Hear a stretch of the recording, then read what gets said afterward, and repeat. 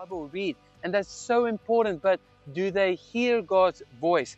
Do they hear the words of God that comes from the mouth of God? Because Jesus himself quotes here, man shall not live by bread alone, something physical, but by every word that comes from the mouth of God.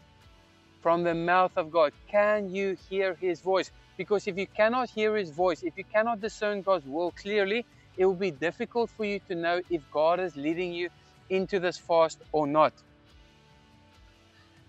And then it says in Luke chapter 4 verse 14. So the Spirit doesn't just lead you into the fast, he will lead you out of it.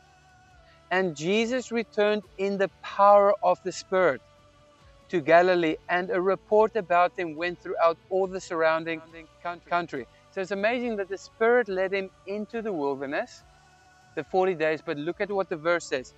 And Jesus returned in the power of the Spirit. Something will change in your fast. A dynamic will change, and you will also return in the power of the Spirit to do what God has called you. And so I will share a little bit about my testimony about how I heard God's voice. And I just want to state this, that one walks by faith and not by sight.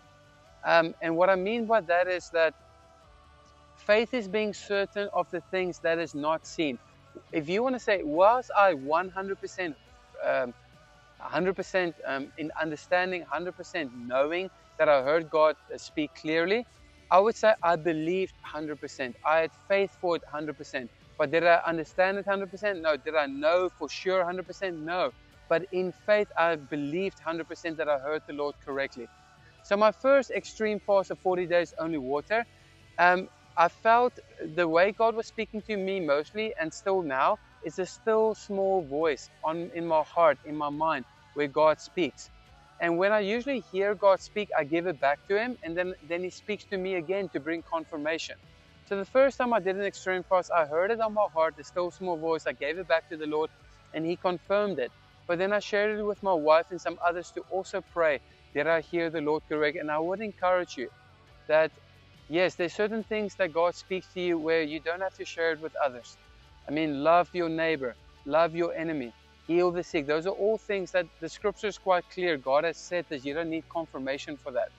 But extreme fast like 40 days, I would encourage you, get confirmation, and not just from yourself, but in a group. So I shared it with my wife and others, and the Lord confirmed it.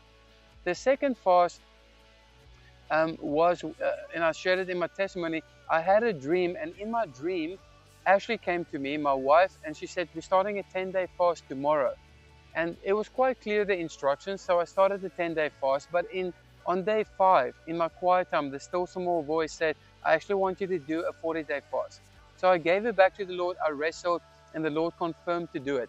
Later that same day, a team member on our team called me and said, listen, you were in my dream yesterday, and you wrestled about a decision to do a 40-day fast. And in that dream, you said yes, and it was the correct decision. And that's the way God confirmed it through another person that didn't know I was making a decision about a 40-day fast. He's saying, you got to fast the 40 days.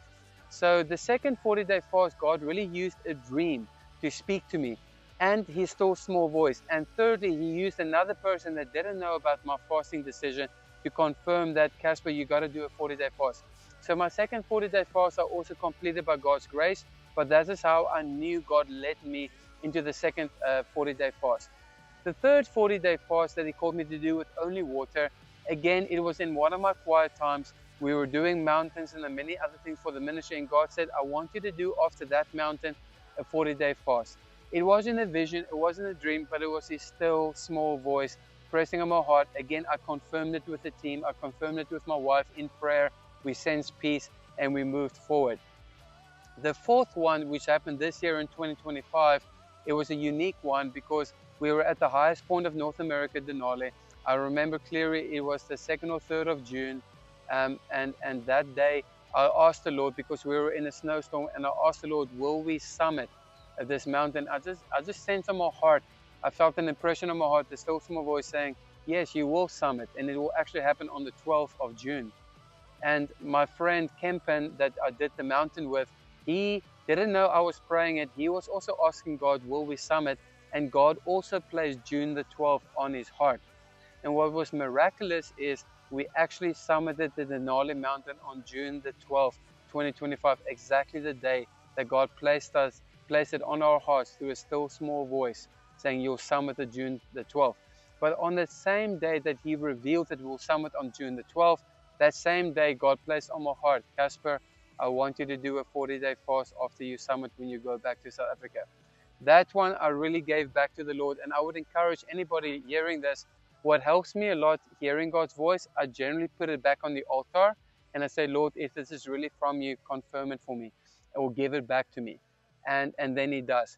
Because everything that God gives you, including Abraham, that he received a blessing from God that this is his son, and through this son he will bless the world and the nations.